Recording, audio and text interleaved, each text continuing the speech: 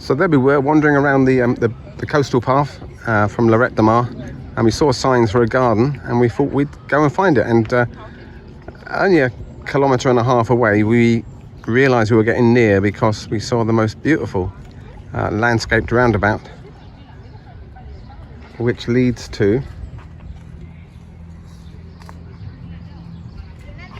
the entrance of the garden.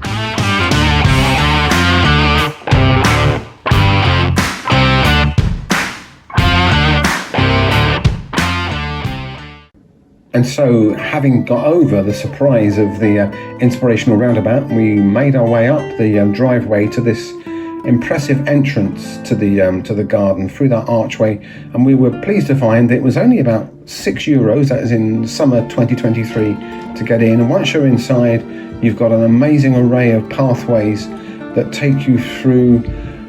Generally, you're going to pass at any one point loads of these pencil conifers, these Mediterranean conifers, and that's one of my abiding memories, how these conifers followed the contours of this kind of cliffside garden, with these amazing views that you can just see a hint of there through to the Costa Brava coastline, with lots of lovely seating areas.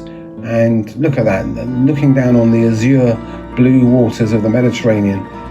Very inspiring, and you want to just stop and soak up a kind of a magical moment there. And this bottom end of the garden, this kind of area where all the pathways seem to lead here to this kind of central hub for all the pathways at the lower end of the garden. There's my wife hiding behind the hedge there. It's a lovely garden to stroll around.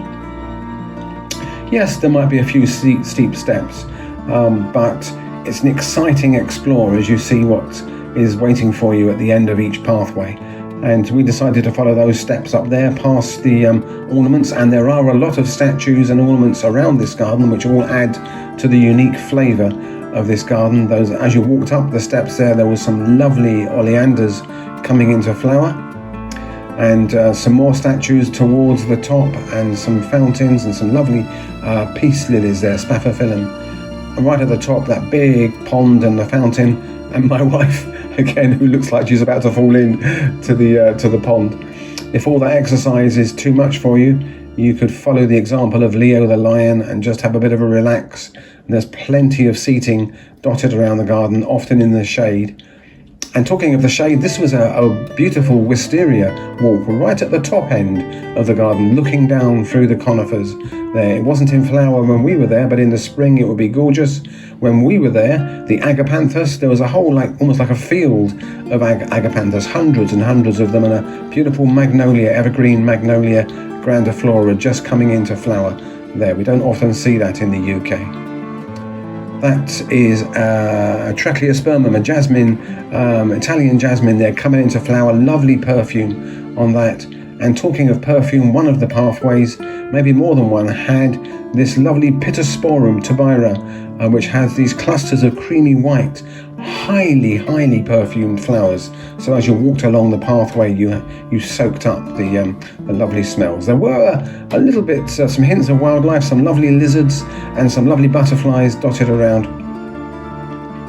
And my abiding memory will be for those amazing views through the pencil conifers along the Costa Brava coastline.